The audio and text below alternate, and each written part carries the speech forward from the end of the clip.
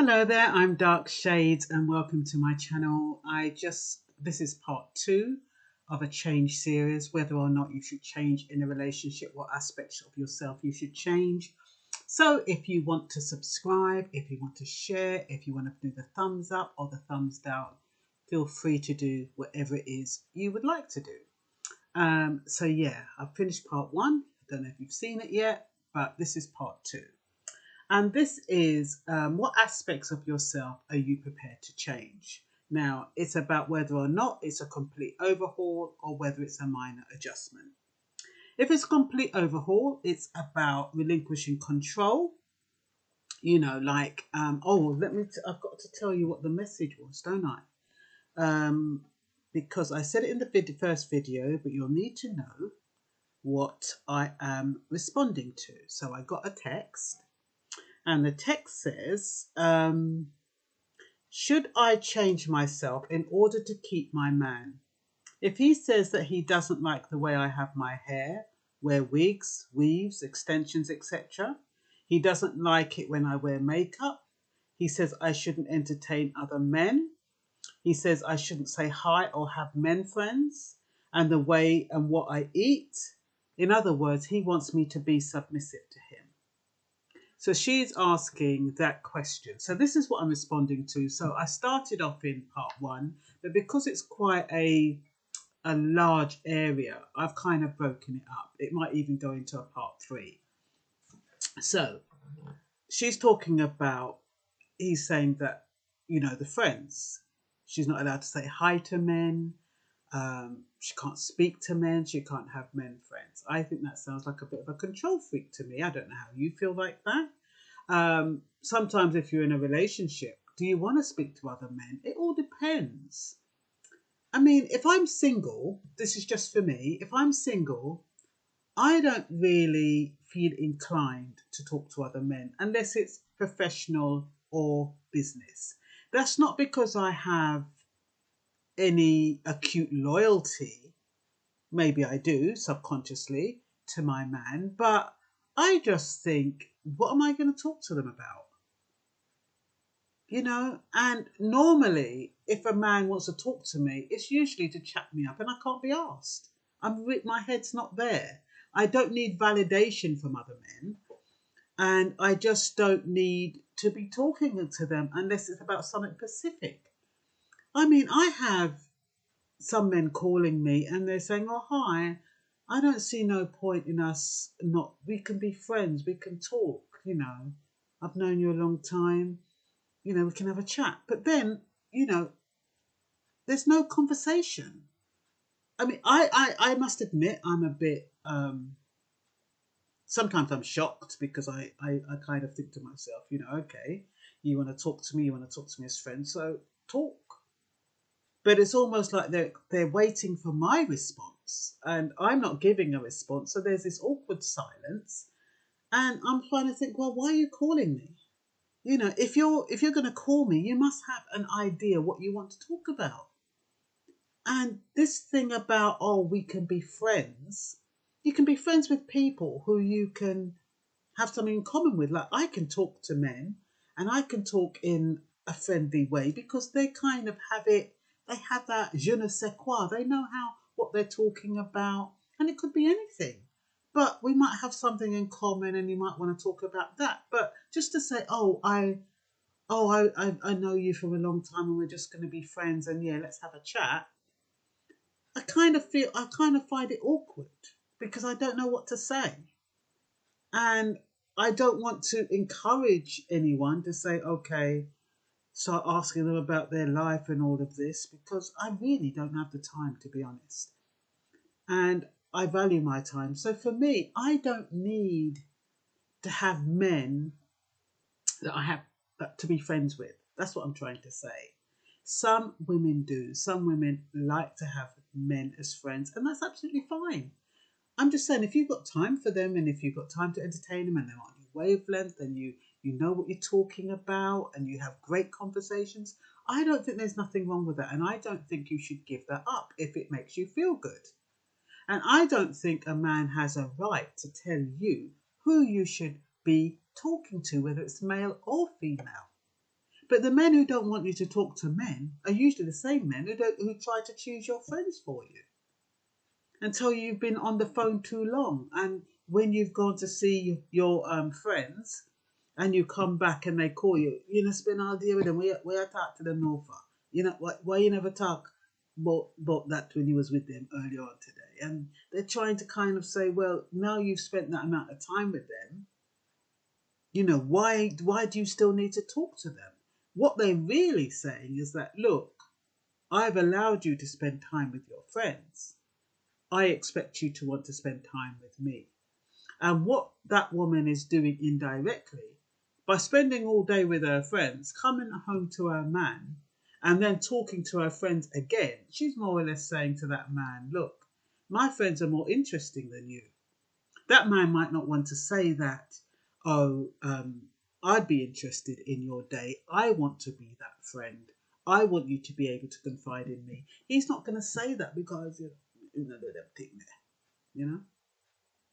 So he's more likely to just, so spend all day with your friend where I come home and go talk to them hours and hours. And he's getting himself in a tizzy when all he really wants to say is, look, babes, I've missed you. Been waiting for you to come home. And now you're coming home and you're on the phone again. You've spent all day with your friends. And I didn't bother you. And now you're home, you're talking to them again. I feel neglected. I need some of your attention. That's what they really want to say. So I don't think it's about men more or less trying to dictate whether or not you speak to a friend, unless they're, got these screw looses and they're narcissistic and they're selfish and that kind of stuff. That's totally different. But I think it's up to the woman as well to exercise a bit of, discipline and consideration. If she has really been spending all that time with her friends during the day, she should be able to come back home and spend that time with her partner and say, look, this is what we did, this is where we went, and this was funny, and that was funny, and blah, blah, blah. But some men, they actually distance that kind of conversation, even though that's what they want. Their mannerisms don't make them that approachable. And so a woman is more likely to feel more comfortable speaking to her friends. And I think that's what it's about.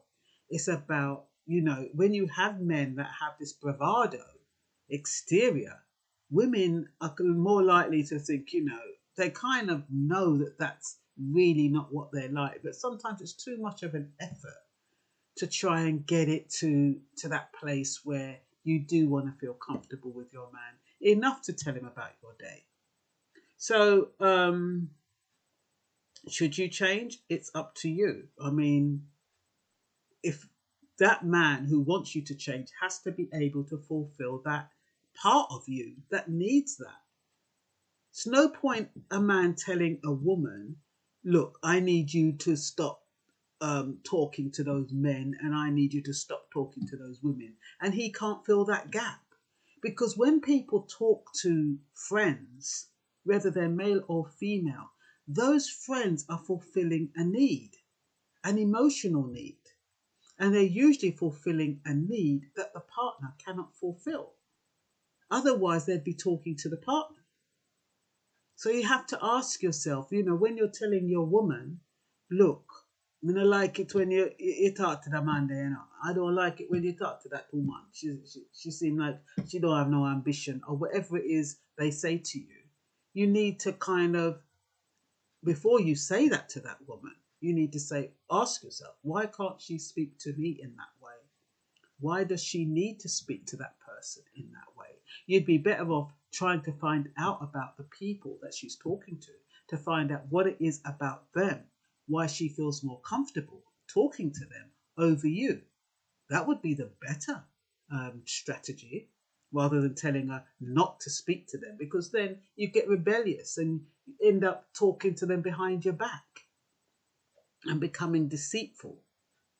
And that's what happens if you approach somebody about something and they don't like it and they don't want to change, they start being deceitful. They do things behind your back. And that's not a good foundation. So, so what aspects of yourself are you prepared to change? I think You know, if a man is late, I would need to be telling him, listen, I don't tolerate lateness. Although now I kind of occupy myself, and so I don't get frustrated. Unless you're going to a particular event where you need to be somewhere on time, then that is totally different. But, you know, if somebody says, oh, we're going to pop by at 8 o'clock, I'm not going to be sitting there looking at my clock anymore and see 8 o'clock and say, oh, they're not here, they haven't called to say they're running late. I used to do that. I don't do that anymore. So that kind of control I've left. And usually they might come 10, 15 minutes after. I don't really worry about it. I'm busy. I find something to do. But those kind of things, you can let someone know. You can say, look, I need you to, if you say you're going to be here at such a certain time, it's really important to me that you are here on that time. Or you can give me a text or call me if you're running late, because I'd like to be able to be doing something else. I could be running up to the shop. I could, you know, maybe I want to make something, whatever it is. You don't have to justify why you need to know. But it's just about valuing your time and knowing that you could be doing something else if they're running late. Because sometimes if you're expecting somebody and then you realise, oh my God, I've run out of milk. If you think they're coming at 2 o'clock, you're not going to run out and go and get the milk, are you? Whereas if you know they're running late, you can say, oh great, I can run up and get the milk and bring it back before they come so I can make them a cup of tea. So it's about consideration a little bit. And when you're asking people to change, or it is about why it's important to you that they change to please you. And normally you want somebody to change in order to make your life a bit better, less stressful, so you don't have to think too hard about anything. Because really, when you're asking somebody to change, it's really to please you, isn't it? So that you don't have to worry too much about if you ask them to change their clothes, it's because you don't want to feel embarrassed when they go and meet your mates. And when a man asks you to change, it's because he wants to feel proud of his woman when he takes her out. So it's normally when you want people to change, there's a reason behind it. And it's usually something to do with yourself and not the other person. So it is about compromise. What else is there? Yeah, like I said, you know, some men, they say, you know, well, they meet you like how they meet you. Like if somebody was, well, I've never been in that position, to be honest. Even though, you know, you get some men who say, you know, I like a natural woman. You know, I've never had someone to kind of actually tell me to change. Well, I have a bloody tough job anyway, but I've never actually experienced that. But I still hear them say on the side, they wouldn't say to me, oh boy, I don't like the wig, or I don't like the makeup, or I don't like this. But they might say, boy, I like my woman natural. And I like women who wear lipstick and all that makeup, it get on your clothes, you know? But that's really sometimes when they say get on your clothes. If they've got another woman, they just don't want the other woman to know, so you're with their man. Because that's the problem. When you wear foundation or you wear lipstick and a man wants to hug you, all he's worried about is going to get on his clothes, and his woman is going to find out, say, you know, he's been with another woman. That's why they're usually worried. Well, that's my opinion. So some women change to make their men feel important. So yeah, some people change aspects of themselves. Like I said, it's an individual choice. It has to come from within. You can't ask somebody to change, and if they don't want to change, they ain't going to change. But some women will. You know, if a man says he doesn't like something and they want to boost up that man and make him feel like, you know, she listens and that, you know, she respects his opinion, she will change. And I think most women do. Like I said, I don't think that there's anything wrong in adapting who you are. It all depends whether it's about your core values, I think that's different. Supposing you're a Jehovah's Witness and the man says, look, I don't like Jehovah's Witness, I think you should be a Seventh-day Adventist. But I grew up as a Catholic. I think you should follow the Catholic faith. No, that is totally different. That's a no-go area. You can't ask people to do that. So those kind of things. Some men, they meet ordinary women and they want to turn them into Muslim women. And some women actually turn into Muslim women because they love their man. Is that right or wrong? It's an individual choice. It's not for me to say it's right or wrong. But why don't those men go for a Muslim woman who's somebody who's a Muslim already? That's what baffles me. Or if they want somebody who's Catholic or Seventh-day Adventist, why don't they actually go out with one of them?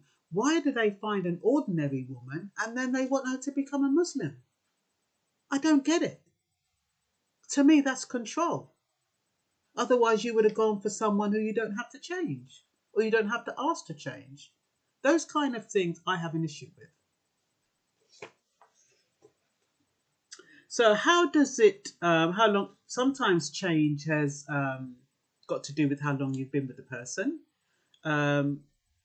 If you've been with a person a long, long time, I mean, it's just about conversations, really. Or it should be about conversations. It should be about discussing little things. I wouldn't imagine that somebody in a long-term relationship would have to need to keep asking someone to change, unless it's these bloody nasty habits that some people have, like flinging their clothes on the floor or, leaving the lid off the toothpaste. Those little annoying habits. Not hanging the towel over the towel rack and leaving it on the floor, leaving it on the end of the bath. Little things like that. Maybe you can keep, but then I would imagine that would turn into nagging as opposed to changing. And those are little things where, when somebody is living with someone and you kind of think to yourself, I have to keep picking up after. And no matter how many times I tell him, he still does the same thing. Now, is that lack of consideration on the part of the man? Because he just feels as though, I don't care what you say, I don't care what you think. I'm going to take off my clothes and fling it on the floor. You don't have to pick it up, it can stay there. I don't care. I know a situation where somebody asked their husband not to leave the newspapers on the floor. And they still kept on leaving the newspapers on the floor. And then she decided she wasn't going to pick up the newspapers anymore. And there was a pile of newspapers nearly up to the ceiling until he couldn't reach it any higher. Stubbornness. And I think it's selfishness and it's lack of consideration. Why would you do that? Now, why would you do that? It's control. When people are stubborn and they don't want to change their habits, especially when their habits are not beneficial to the relationship, it's stubbornness, it's control, and there's an element of narcissism in there. So, when people ask you to change, does it feel like criticism? That's another thing. Sometimes somebody asks you to change, it's the way they ask you to change. If it sounds like criticism, that's not good. I don't like what you have on. That's a criticism. That's, I don't like you with lipstick. I don't like those shoes. I need you to not wear that. I think there is a way that you can actually ask somebody to change without it sounding like a criticism. And that is one I say. You could say, I prefer to see you in. I really like you in that. You really look attractive in that. And it's not to say you're trying to brainwash them or sweet talk them. You actually mean it. if I was to say to my partner, I really like to see you in, I prefer to see you in that, it's because I mean it. But if you tell somebody they've got, oh, I don't like that, that looks bloody horrible, that's not very nice, because that is what they bought. That is their choice. And regardless that you don't like it, it doesn't matter. So it's about the way you say it. And sometimes you don't even have to say anything. You just buy them something and say, look, you know. But some people, even if you buy them something, they'll hold on to the thing that you don't like. It's a form of control. They don't want to feel as though the woman is taking over, that the woman is taking charge, that the woman is taking control. Like they'll wear it and think, boy, if she thinks that she have a change, and she have another thing coming, me not change. She think me go wear that, me not wear it. Stubborn. But if it goes totally against their styling, then, I don't blame them. It's just like, when people buy you clothes as a present, and you think to yourself, bloody hell, nowhere on earth would I wear that. I find that a lot. People can't really buy my clothes. Can't really buy my clothes. There's only one person I ever know who could buy a dress for me. But people, and that's what I mean. I'm not saying that you should go and try to change who they are, but it's about keeping in line with who they are and just complimenting them a little bit. That is like changing them, but I would prefer to say it's just a little adjustment. It's just a little upgrade. You're upgrading your model. That's what I'd like to think. And also, we have to ask ourselves sometimes when somebody says something about what you're wearing, are you too sensitive?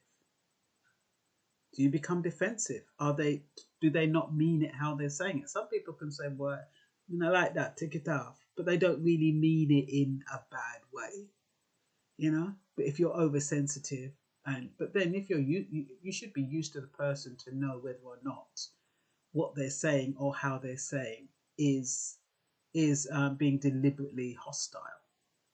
So somebody can say, well, I'm not like that, go take it off. And you can think, okay, that's how he is.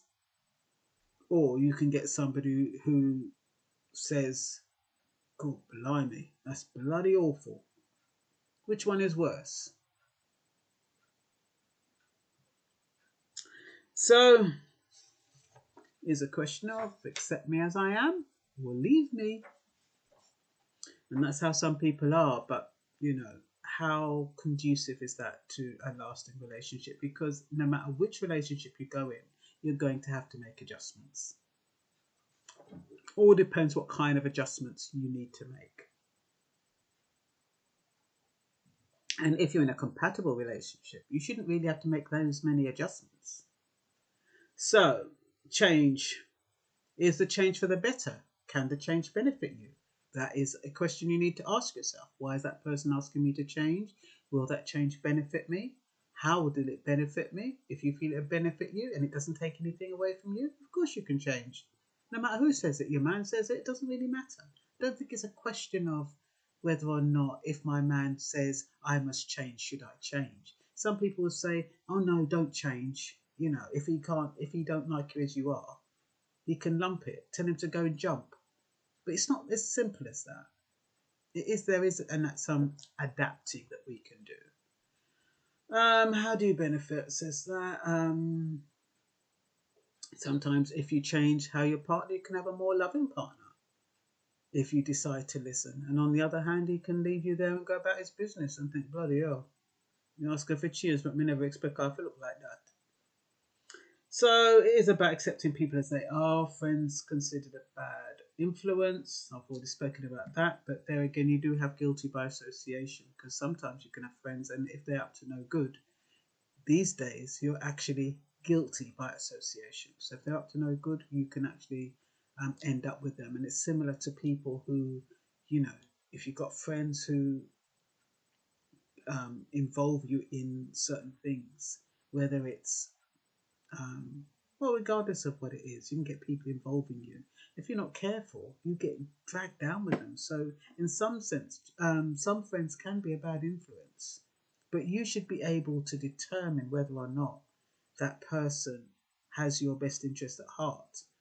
I got a text this morning. Well, it was a WhatsApp, and it was talking about a partner, and it was talking about putting 400 in, and after a certain time you get 3,200, and all you have to do is find somebody to come in with you. To me, it was just like those pyramids. Find someone to come in with you. You keep the rest. You take out the 400 and you keep the 3,200. And I'm just like, sounds like a bit of not a scam, but I know those kind of things. And I thought to myself, that's a kind of thing I would not get involved in. But I've got the sense to know that I wouldn't get involved in that. And that's the kind of thing. Some people could get involved in that, see it as a quick buck. And some people, under the name of friend, might think the friend wouldn't send it to them if it wasn't kosher. But sometimes these people just forward on stuff, and it's not from them. So when you're thinking that your friend has forwarded that on to you, it's not your friend. She's forwarded it on from somebody else you don't know, from Adam. There's a telephone number there who you think is associated with your friend. You end up in this kind of thing, whatever it is, whether it's a pyramid or anything, end up paying for 400. I don't know who's got £400 to pay out anyway. And but some people pay the 400 and think, oh yeah, I'm going to get 3,200. Anything that sounds too good to be true usually is. But when I'm talking about friends being a bad influence and them kind of dragging you into bad kind of situations or destructive situations, that's when you have to be careful. And when men say to you, you know, boy, you have to be careful about that person, sometimes it's things like that they're talking about. Sometimes if a man cares about you, they do have your best interests at heart. It might not seem that way, but if they care about you, you have to kind of look at it not as what they're saying or how they're saying, but what they actually mean. And sometimes if you know that person well enough, you can interpret it in the way that you know that they mean it. So, yeah, are we doing complete makeovers here? Are we making irrational demands? Do we have an idealistic view of what we want our relationship to look like? And if so, why is that? Is it seeking approval? Do we want all our friends to say, oh boy, you've got a gorgeous looking man, Myrna. Your man looks bloody gorgeous. God, blimey, look what he's got on. He looks bad. He looks sick. Or whatever they say. You know, are we doing it for that? Are we doing it for third-party validation? Is that why we want our men to look good? Or is it for our own thing? Normally, it's because of we want him to look good when we introduce him to our friends. That's what we really want. So anyway, women sometimes feel that they're at the mercy of a man's decision. Those women need to work on self-worth. And that's because of old age adage that men are supposed to make the first move, and so women feel as though they have to wait for a man to make the first move, and therefore it's a man's decision whether or not they want you. So therefore, if they want you and it's their decision, a woman might feel, oh, I've got to change if I want that man to want me. But you'll find that if you change for a man, it don't make no difference. If he wants you how you are. You don't have to change for him. But some women do. So men want women to make the first move. Oh yeah, that's something to do with that. Yeah, but men don't even want that anymore because they fear rejection, don't they? Men will say now, woman, man, no, I've made the first move enough. Woman can make the first move. Independent woman to make the first move. Anyway, need to feel comfortable enough to request reasonable changes. So it's not a power play. So if you're in a relationship long enough, you should feel comfortable enough to make the change. And that could be simple as, you know, some men who keep bringing up their exes, you know, and you kind of just give it a break. You know what I mean? Especially if their exes are good looking. Why they keep showing you your exes? It's almost like, why are you showing your exes? not bloody interested. You know, you can tell them, change that behaviour. It's not necessary. You're not making me feel insecure by showing me your stupid ex. And it is about how secure you are. But there again, if you're secure, would you react? It's debatable, isn't it? If you love your partner, you won't make unreasonable demands. And that is the end of that change video. And I've got one more to do.